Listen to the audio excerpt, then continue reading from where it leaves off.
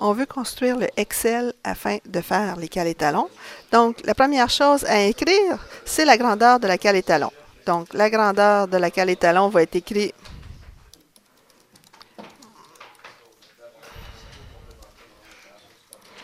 donc, on va mesurer pour une cale étalon de 1 pouce, pour une cale étalon de 2 pouces, une cale étalon de 3 pouces, et ainsi de suite. Donc, je vais mettre mes 8 cales étalons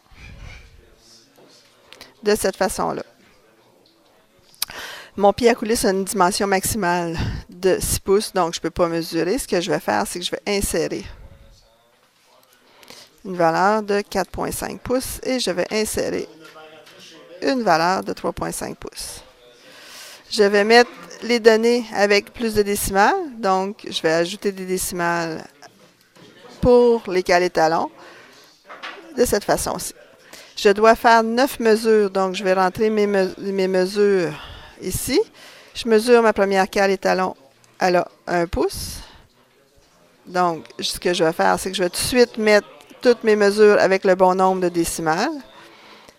Faire attention, le pied à coulisse a peut-être 4 décimales sur le pied à coulisse, mais celui-ci, quand je mesure, il a seulement la dernière décimale qui rentre sur la valeur.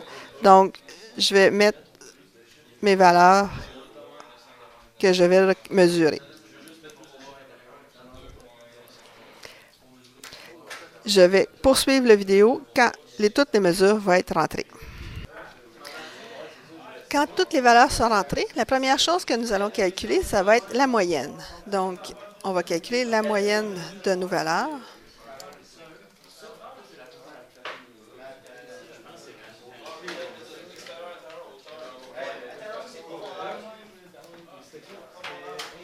Donc, je vais grandir la case pour mettre la moyenne des valeurs. Je vais mettre la case alignée à gauche. Pour calculer la moyenne, c'est la fonction qu'on appelle moyenne. On peut aller chercher les fonctions ici.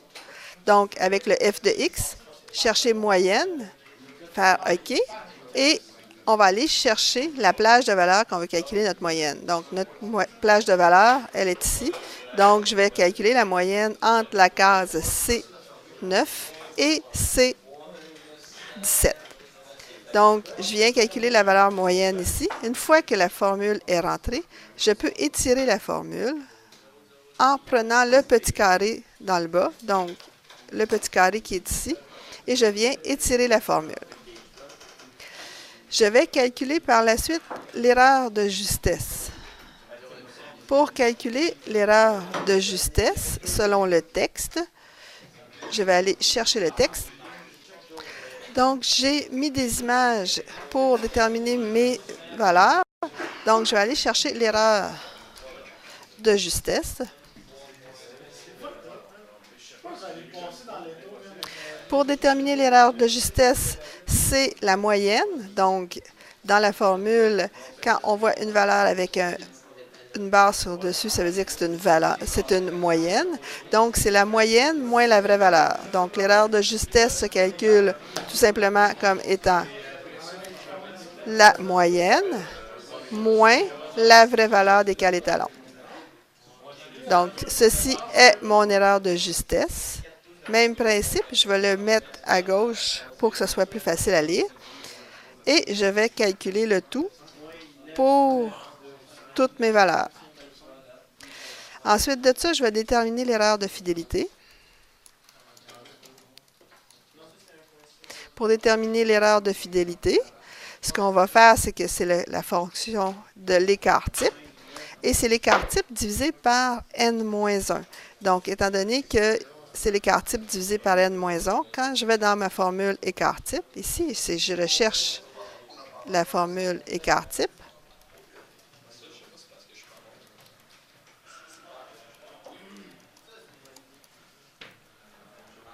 Donc, il y a plusieurs écarts types de disponibles. Il y a l'écart type P, qui est la fonction disponible avec Excel dans les versions antérieures. Il y a l'écart type aussi qui est dans les versions antérieures. Donc, ce que nous, on va calculer avec, c'est l'écart type standard. Donc, l'écart type standard, c'est d'une population en se basant sur un échantillon. Et il y a l'écart type Pearson qui calcule l'écart type d'une population entière sous forme d'argument. La différence entre les deux, c'est que l'écart type Pearson, il va prendre la formule de l'écart type et va diviser par n, tandis que l'écart type standard va diviser par n-1. Donc, c'est celui-là qu'on veut. Donc, même principe que tout à l'heure. Oups, annuler parce que je suis ici. Je ne suis pas dans la bonne formule. Donc, je vais aller chercher l'écart type égale écart type. Je ne me souviens plus c'est laquelle des deux écarts types. Donc, je vais aller chercher le f de x. L'écart type standard, c'est celui se basant sur un échantillon. Donc, c'est celle-là que je veux. Donc, je vais aller chercher OK. Je vais enlever la partie qui est ici dans ma formule. Et je vais aller chercher ma plage de valeur pour calculer mon écart type, qui est toujours de C9 à C17 dans ce cas-ci. Donc, j'ai la valeur de mon écart type et je vais tout simplement allonger les formules pour avoir mes valeurs complètes. Une fois que ça c'est fait, je vais déterminer l'indice maximal. Dans tous les cas, on va déterminer l'indice maximal, qui est l'erreur de justesse, avec l'écart type, l'erreur de fidélité, qui est la formule de l'écart type, et j'ai un indice minimum, qui est la valeur de moins. Donc, je vais avoir l'écart, donc l'erreur d'indication,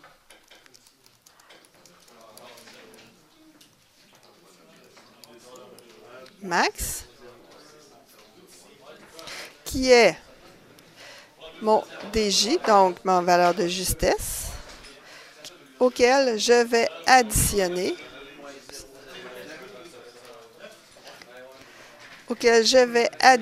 avec un plus la valeur qui est ici. Et je retrouve mon indication maximale. Et je poursuis pour toutes les autres. Je vais mettre l'erreur d'indication minimale. L'erreur d'indication minimale, selon la formule, c'est l'erreur de justesse, moins l'erreur de fidélité. Donc, je m'installe ici. Donc, c'est l'erreur de justesse, moins l'erreur de fidélité.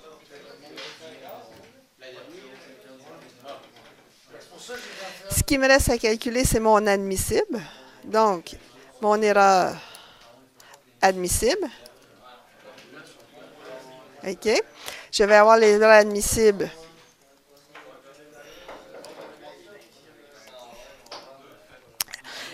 qui va être l'erreur admissible max. Et je vais avoir l'erreur admissible qui va être l'erreur admissible min aussi. Donc, CTRL-C, CTRL-V, et je vais avoir l'erreur admissible minimale.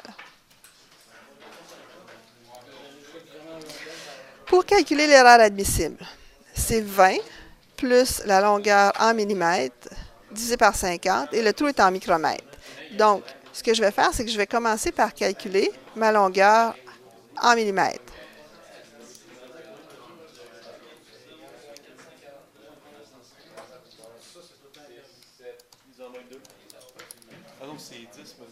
Donc, c'est égal à ma cale fois 25,4.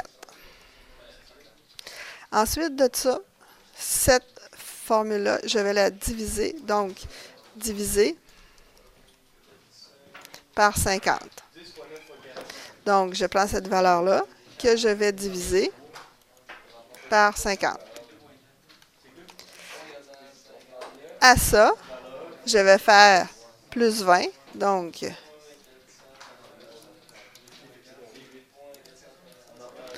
je prends cette valeur-là, je fais 20 plus cette valeur-là ici.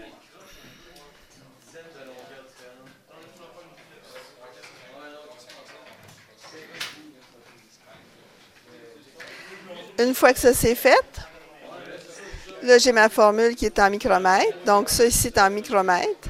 Donc, je vais le diviser par 1000.